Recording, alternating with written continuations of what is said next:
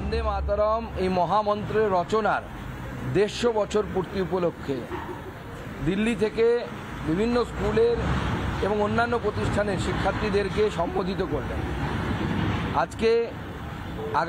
আজকের দিন থেকে শুরু হলো আগামী বেশ কয়েক সপ্তাহ কেন্দ্র সরকার এবং তার সাথে সাথে ভারতীয় জনতা পার্টিও বন্দে মাতরমকে নিয়ে বাংলা তথা সমগ্র দেশে এই উদযাপন করবে। কিন্তু অত্যন্ত দুর্ভাগ্যের সাথে আমরা দেখছি যে বাঙালি, যদি ইতিহাস দেখা যায়, বাঙালি এই দেশকে যা যা দিয়েছে, খুব কম কমিউনিটি বা কম রাজ্য, বাংলার কথা যদি বলি, আছে যারা ভারতকে এত কিছু দিয়েছে। এবং সেই প্রথম যে অবদানগুলো, অর্থাৎ যে অবদানগুলোর নাম নিলে প্রথম যে 4-5টি অবদানের কথা বাঙালির আসবে, তার মধ্যে হচ্ছে বন্দে মাতরম একটি। ঋষি বঙ্কিমচন্দ্রের এই অপূর্ব রচনা, যা গোটা ভারতবর্ষকে উদ্বেলিত করেছিল 1905 বলুন বা তার আগে বলুন, যে মন্ত্রকে নিয়ে বাচ্চা ছেলে, ক্ষুদিরাম বোসের মতো ছেলেরা, তারা নিজেদের জীবনকে উৎসর্গ করেছিল ভারত মায়ের পদতলে। সেই বাঙালির কন্ট্রিবিউশনকে আজ বাংলার সরকার তারা কোনো উদযাপনই করছে না। একটা কমিটি নামমাত্র তৈরি করে দেওয়া হয়েছে বলে আমরা শুনেছি।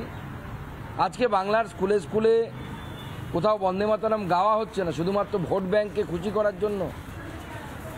এটা সেই মানসিকতা, যে মানসিকতার কথা আজকে মাননীয় প্রধানমন্ত্রী তুলে ধরলেন, সেই মানসিকতা, যে মানসিকতা একসময় বন্দে মাতরমের অঙ্গচ্ছেদ করেছিল।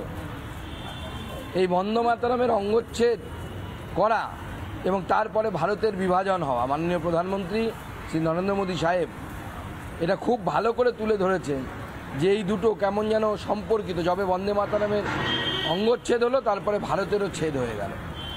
এই মানসিকতার জন্য, শুধুমাত্র ভোট ব্যাংকের রাজনীতির জন্য, বন্দে মাতরম যা বাঙালির অন্যতম শ্রেষ্ঠ অবদানগুলির মধ্যে। এবং যখন আমি প্রথম শিক্ষা প্রতিমন্ত্রী হয়ে দিল্লিতে গেছিলাম, আমি বঙ্কিমচন্দ্রের জন্মদিবস আমাদের শিক্ষামন্ত্রকে, আমি যে ঘরে বসি ওখানে বিভিন্ন আধিকারিকদের উপস্থিতিতে আমরা পালন করেছিলাম, আমি পালন করেছিলাম। এখনও আমার ঘরে, আমার অফিসে যদি যান কোনো সাংবাদিকরা, বঙ্কিমচন্দ্রের সেই ছবি, যে ছবি তার জন্মদিন পালনে আমরা ব্যবহার করেছিলাম, সেই ছবি এখন আমার দেয়ালে টাঙানো আছে। তো বাঙালির গৌরবের কথা। আজকে যদি বাঙালির উদযাপন না করে, বাঙালির কন্ট্রিবিউশনকে যদি গোটা দেশের সামনে শোকেজ না করে, তো কে বাঙালিকে চিনবে, কে বাঙালিকে পাত্তা দেবে? বাঙালিকে চিনবে কি শুধুমাত্র 26,000 চাকরি চুরির জন্য?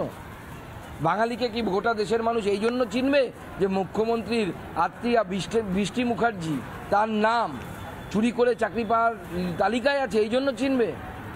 নাকি বিভিন্ন কলোনি, গুলশান কলোনি থেকে শুরু করে বিভিন্ন যে কলোনি তৈরি করা হয়েছে, ইকবাল কলোনি থেকে শুরু করে, যা এখন নাকি ফাঁকা হয়ে যাচ্ছে, আপনারা এই বলছেন, রিপোর্টার বন্ধুরা বলছেন, তা দিয়ে বাংলাকে দেশের মানুষ চিনবে। আজ আমি যদি আমার কৃষ্টি, আমার সংস্কৃতি, বাঙালি সংস্কৃতিকে যদি উদযাপন না করি, বাঙালিরাই না করে, বাংলার সরকার না করে, অন্য কে কী করবে?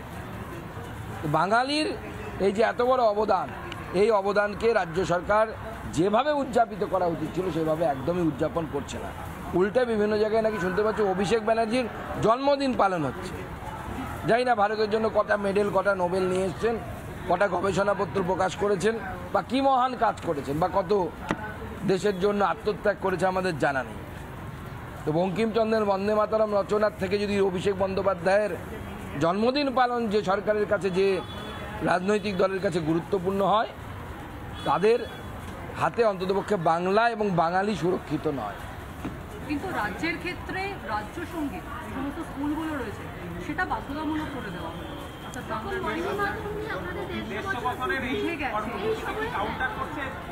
দেখুন, তৃণমূল কংগ্রেস একটি প্রাদেশিক মানসিকতার জন্ম দেওয়ার চেষ্টা করছে। এই প্রাদেশিক মানসিকতা আগামী দিনে বিচ্ছিন্নতাবাদকে জন্ম দেবে এবং আলটিমেটলি বাংলার বিচ্ছিন্নতাকামী শক্তিরা, যারা চায় বাংলাকে ভারতবর্ষ থেকে আলাদা করতে, তাদের উদ্দেশ্য সফল হবে, আর কোনো লাভ হবে না। যদি রাষ্ট্রসঙ্গীত বা রাজ্য সঙ্গীত যাই বলুন না কেন, রাজ্য সঙ্গীত যদি করতে হয় মমতা বন্দ্যোপাধ্যায়কে, বন্দে মাতরমের দিনেই কেন করতে হবে? অন্য দিনেও তো উনি করতে পারেন। তার মানে কি আপনি দেশের সাথে, বঙ্কিমচন্দ্রের সাথে রবীন্দ্রনাথের কম্পিটিশন করানোর চেষ্টা করছেন? যে বন্দে মাতরম আমরা গাই, সে বন্দে মাতরম তো রবীন্দ্রনাথ ঠাকুরের সুর করা স্বয়ং। তো স্বাভাবিকভাবে রবীন্দ্রনাথ ঠাকুর স্বয়ং নিজে কংগ্রেসের অধিবেশনে এই বন্দে মাতরম গিয়েছিলেন নিজে সুর করে। তো আজকে যারা বাঙালির সংস্কৃতিকে নষ্ট করার চেষ্টা করছে, আমার বিশ্বাস বাংলার মানুষ তাতে বিভ্রান্ত হবে না।